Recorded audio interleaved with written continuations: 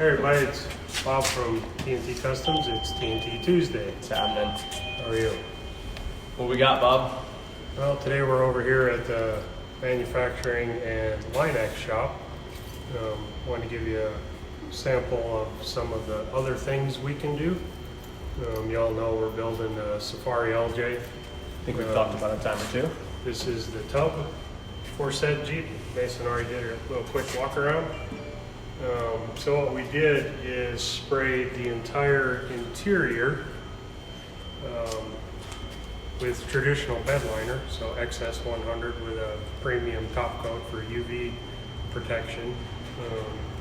Then we flipped the tub over and did the whole underside as well. You can see that in the wheel well, but the whole bottom is done.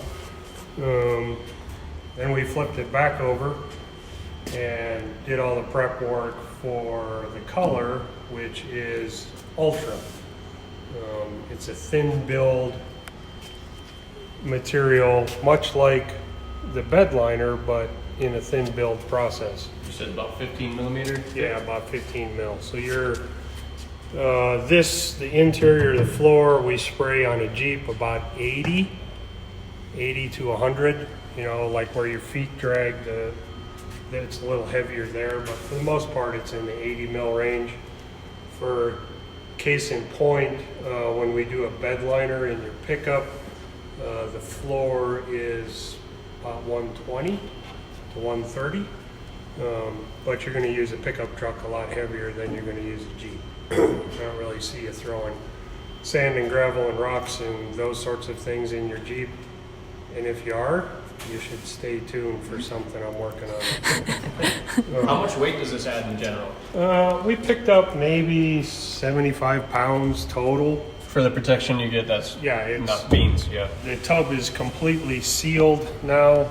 For you, those of you that live in climates like we do, that have snow and slush and muck and yuck, that all works down through your carpet, and your carpet stays wet, and that starts rusting your floors out. For those of you that live in salt country, protecting the underside keeps all of that slime from eating your Jeep away. Eventually this Jeep makes its way to northern Minnesota. I don't foresee Chris driving it a whole lot in the winter, but if you had to, it's protected. You know, these old Jeeps, we can say that now on TJ's because Let's still take it easy with the old Jeep stuff, all right? I shouldn't do math in public, but 19 from 06, or, you know, the newest one is 13 years old, Mine right? yeah. So, you know, they're need to start thinking about those things. If you really have a bitchin' build, and you just want to take that last step to guarantee your grandchildren may drive it someday, this is not a bad way to go. The tub, obviously you smash it on rocks, you roll it over, you know, all bets are off. But normal wear and tear and environmental impacts, this tub will last forever. And ease of cleanup. Yeah, I mean, it's very that's easy to the clean up. worst part after the You know, I've trip. been running the Ultra. The first thing we sprayed 2 years ago was Megalander.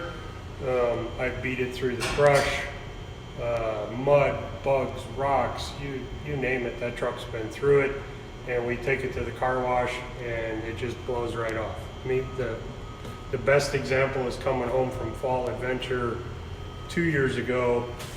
Following along the Colorado River on I-70, there was a hatch of whatever, and that, if you have never seen it, that truck is kind of a cement gray. It was black by the time I got home, and one pass at the car wash and the bugs came right off of it. They don't stick. So it's a pretty neat coating. It's fairly involved to do. Obviously you have to have the tub to this point. The actual prep and spray is not real bad for expense, but if you drive in a Jeep and want it to leave like this, that's where the money is, because it's labor. So the more of the disassembly and reassembly that you can do at home, the better, but we have the capability to do turnkey as well. It's not just for the exterior, it's for the interior too. For those Right. people that really use your Jeep a lot, this is some Right. good stuff. I've done this before to Jeeps, and it really does protect the interior, and it's easy to clean up. I've had things thrown in there, they get all dusty, literally put a garden hose in, pull the plugs, spray it off, everything washes away. Dog hair is a non-issue Takes now. care of all those. A lot of us don't run the carpet in the back, and it does not hold up well. The factory paint leaves you quickly, so this will be something I'll be doing to mine very soon because it does just changes the look of the Jeep and protects it from future abuse, which is coming up. You can see we've got more body parts spread around. Starting the prep work on them. Chuck was doing a little sanding when we started. So these will all go into primer and then ultra throughout the rest of the week. We're taking the tub back to the chassis to marry that up this afternoon. The chassis was also prepped for. Yeah, we some stuff. did a little different prep on the chassis, and I think it's an experiment we will be doing on all frame-off builds. Basically, we stripped the chassis down once everything was fitted and fabbed and all of that was done. Had to take it apart to weld it and finish it anyway. So we rolled the bare chassis into the booth, and we got a big rack, so we hung it on the rack. And Tanner made a gizmo. He bought a tool, but then we, of course, modified it because we can't leave anything alone. Ever. And it's a spray nozzle deal on a hose, and we rigged up some ropes and some whatnots and fed that nozzle into the chassis and pulled it all the way through the chassis as we were spraying Eastwood's chassis black. A lot of the TJs are having rust problems because of the factory goof in order of operation. Those frames were hot dipped, but then they were sent to another facility and all the brackets were welded on, which burned all the coating off the inside of the frame. That's why they rust out. So you didn't see, we actually cut the frame open a bit because we had the coilovers and we blew it out, and there had to have been 2 pounds of there was miscellaneous whatever in there. I mean, it stunk up the shop. It was a dust cloud. There was stuff in there. So we're trying to prevent that's going to happen. There's no way to seal the frame up. So we're trying to protect the inside out because a lot of them are rusting, whether you know it or not, from the inside out. So we'll have a video someday on when it gets warmer because it's nasty cold out. So that's like a summertime project. Yeah. But in a nutshell, park your Jeep in a driveway that has some angle and just feed a garden hose in one of the holes in the frame and let it run. 10 minutes, 20 minutes, whatever you feel comfortable with, and all of that gook and mud and silt, dust, whatever you want to call it, will wash out. That holds moisture. Absolutely. So, little maintenance tip. Yes, sir. So, I mean, that's really kind of all we got this week. I do want to show you, we'll go in the booth, some other Linex things we do. Linex equipment, if you're not familiar. Right. We're not starting a NASA program. This is Linex.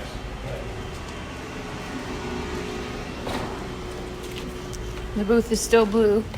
Yeah, still got a Smurf exploded in here, so. But what I want to show you here is a bumper, and was just top coated, so it's still a little soft. The bed liner material almost dries instantly, but the UV protective coating we put on is still a little soft. But I think I can get a hold of it over here where I'm not going to hurt anything. My fingers aren't tough enough to tear it. I need a knife. But what I want to tell you is we do powder coating as well. So this bumper was completely sandblasted. Then Mary powder coated it kind of a coppery gold color. And then that's this edge I was playing with. That's a tape line. So the bottom, because it was really rock pitted when it came in. The guy lives on a gravel road. So this whole bottom was really rock pitted. So we powdered the whole thing. Then we came in with we have a tape with a wire in it so we can pull these edges. Yeah, it's not ready yet. So we were able to Linex the bottom and up through here Will be the red. center in black, and when we strip it, we're gonna have a really cool two-tone effect. I'll be posting pictures up later. So on we'll get Linex. some pictures when we get it back on the truck and get it up on social medias. But just because you want to Linex something doesn't mean we can't make a combo of powder coat Linex. Right. Linex, most people think is just one coating, you just spray everywhere. There's tons of options color-wise and what we can do with the individual pieces. You don't have to just coat one whole thing and call it a day. We can do your rockers, we can do the bottom of your bumpers, we can do lawn furniture. There's tons of stuff we can do with Linex. We bought an old Dodge 3/4 ton truck